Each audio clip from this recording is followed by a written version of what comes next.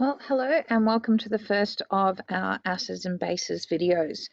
So we're going to start off with a quick intro and we'll do a quick prac in our first lesson of acids and bases as well. So this is topic 8.1 from our IB curriculum. So let's have a look at our expectations. For this unit, we need to understand the idea of proton transfer from an acid to a base, which hopefully you'll be familiar with from your studies in chemistry as far back as year 9. The other thing we need to be able to do is defining how an acid is characterized and how it can result in the production of gases, the reactions that it has with metals, color changes of indicators, and the exothermic nature of these reactions with metal oxides and hydroxides and neutralization reactions. The third point is an understanding of the pH scale, which will definitely be done in a different video, and defining things as neutral, basic, or alkaline according to their pH.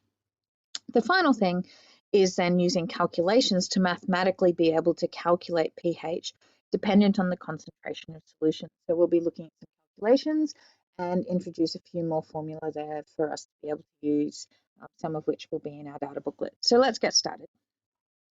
Essentially, all of this is going to occur in water, so we need to review a little bit about water to remind ourselves what's going on. Hopefully we remember that water is a polar molecule, that the electrons in this covalent bond here and the electrons in this covalent bond here are shared unevenly, and we also have electrons, lone pairs of electrons on the central oxygen atom. Due to this, because of the electrons pulling towards the oxygen, so if this is our hydrogen, this is our hydrogen, and this is our oxygen, then the electron dipoles move from the hydrogen towards the oxygen, which means we end up with this overall vector passing through and water being a polar molecule. So that means we put our delta negative and our delta plus, and we know that the negative side will be more attracted to positive molecules and we can have hydrogen bonds. So this is a picture of our hydrogen bonding network. Each water molecule can form 4 hydrogen bonds to adjacent water molecules, 1 for each hydrogen, and then 1 for each lone pair on the oxygen as well. So if we imagine water and a solution of water, we've got this little animation here. And what we need to remember is that every water molecule inside any water is in constant motion. They're constantly moving and tumbling around. But there's a little bit going on that's a bit different. In this picture here, we can see that they're all drawn as full H2O molecules, and that's not quite the real picture. What happens is when 2 water molecules get kind of close together, and we have that dipole going on, if one molecule gets a little bit closer than the other, what can happen is a hydrogen can jump over to a different water molecule and it swaps protons. So what that means is that when they swap, we get the formation of a hydronium ion where we have the covalent dative bond that's now been formed to the adjacent water molecule, and we get, sorry, keeps jumping again, we get the OH minus ion for the one that's lost water. So we get, this is our hydronium, this one will be positively charged, and then we have our hydroxide. So essentially what happens is this is constantly happening backwards and forwards inside any sample of water. So our water molecules are jiggling around. If there's too much kinetic energy, we end up with one water molecule picking up an extra hydrogen, becoming the hydronium ion, this one over here, and then this one over here has lost an electron, lost a proton, but it kept the electron when that bond broke, so it's now a hydroxide ion. But because I have one positive and one negative, overall the charge inside my water will always stay neutral. So in a neutral solution, I can have normal water molecules like this guy here. I can have hydronium ions, and I can have OH minus ions.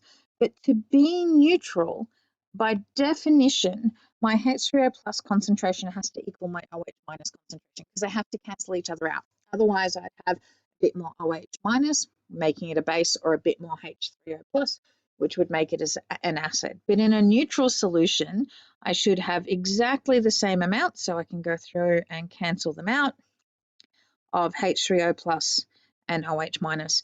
And really what's going to happen is I'm going to have far more just normal neutral water molecules in there than H3O plus and OH minus. Okay, so we only really have small concentrations of each inside any neutral solution. But this is what's going on inside any water. So the water in your water bottle, the water that comes out of our tap, this is happening all the time. It's still neutral, but it does have H3O plus and OH minus present in it. So when we come to talking about acids and bases, it's all about what's happening to that H3O plus or that OH minus concentration. When HCl dissolves in water, it dissociates or ionizes to give us H plus and Cl minus.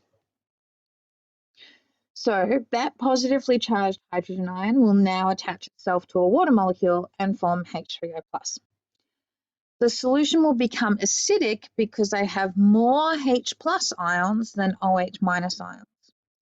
And because HCl donated its proton, we call it an acid.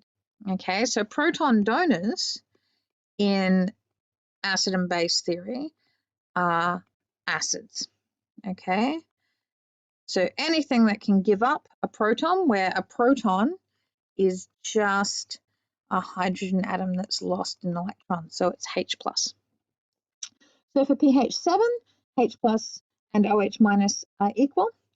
For an acid solution, the H3O, H plus or H3O plus, we use them interchangeably.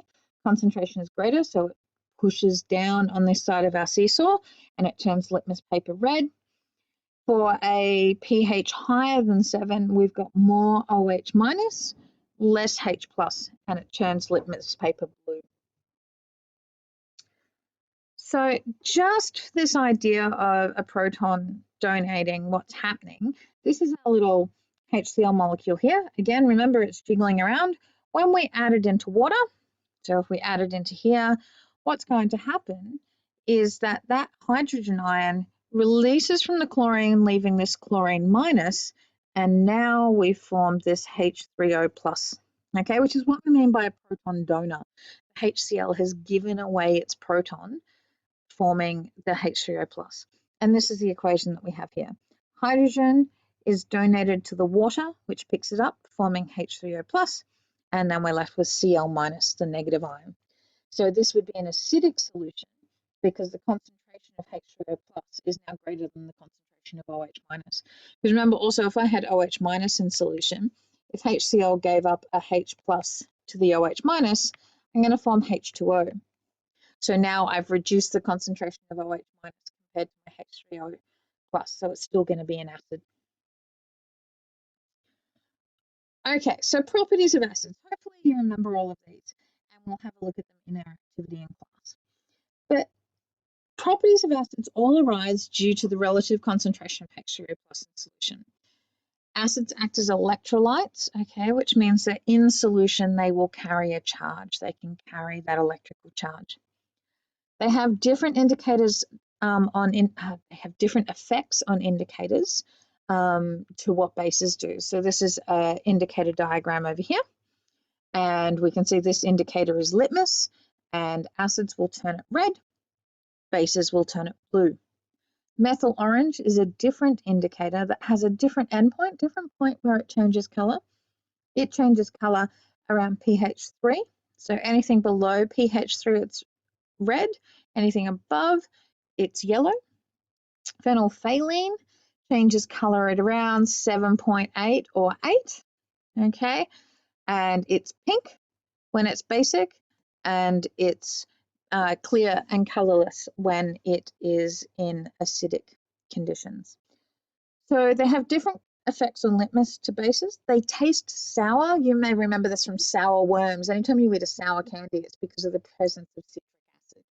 And that acid makes you go, sort of like the citric acid, which is also present in citrus fruits, particularly in lemons and things like So acids can be classified as monoprotic, diprotic, or triprotic.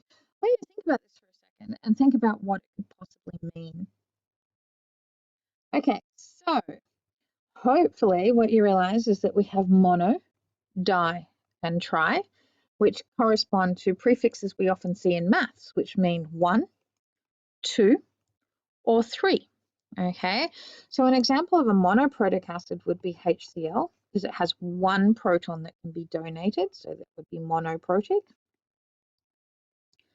An example of a diprotic acid, hopefully you came up with this one, is sulfuric acid, H2SO4. It has two acidic protons that can be donated. And then an example of a triprotic is phosphoric acid, H3PO4. Phosphate with 3 hydrogens. Each one of these protons can be donated, so it would be triprotic. Okay, so these are some of the common acids, which means that these are the ones that you should know. So make sure you memorize these and see if you can identify them as mono or tri. Let's have a look. Hydrochloric acid, HCl, is monoprotic. My pen is not working. Monoprotic. Nitric acid, we can see we've got 1 hydrogen here. It is also monoprotic. Sulfuric acid, we've got 2 going on here, so it is diprotic. And then ethanoic acid, this one's a little bit tricky. It's an organic acid, and we haven't done organic chemistry yet. But essentially, the CH3 group, I have a carbon with 3 hydrogens attached. And then I have what I call a carboxylic acid functionality, C11OOH. Now, these are not acidic protons. They're attached to a methyl group. They're nice and stable. They're not going to be given away. So the only one that this can actually give away is this one here, the one on the carboxylic acid group, which gives it its acid name. So because it can only give that one away, it's monoprotic. Carbonic acid, we've got 2 here. It's diprotic. Phosphoric, as we said before, is triprotic. And benzoic acid, this is a tricky one. This is actually got a benzene, which we should remember from resonance, and then a carboxylic acid. So even though I've got 5 hydrogens that are on this benzene ring, the only one again is that I can donate is this one on this group here. So it's actually monoprotic. So make sure you make a note of that on your notes so you can remember which ones are mono, di, and tri. So I'm actually going to leave it there for this video, and I'll do a second video on bases. But what I want you to do is have a go at making notes for each of the acids, what their properties are, and that they are a proton donor is our definition. So we have a proton donor is an acid. We need to know the names and formulas for these common ones, and we need to know the properties of the acids as well. And then I'll make up our bases video. So I'll see you when we do that one.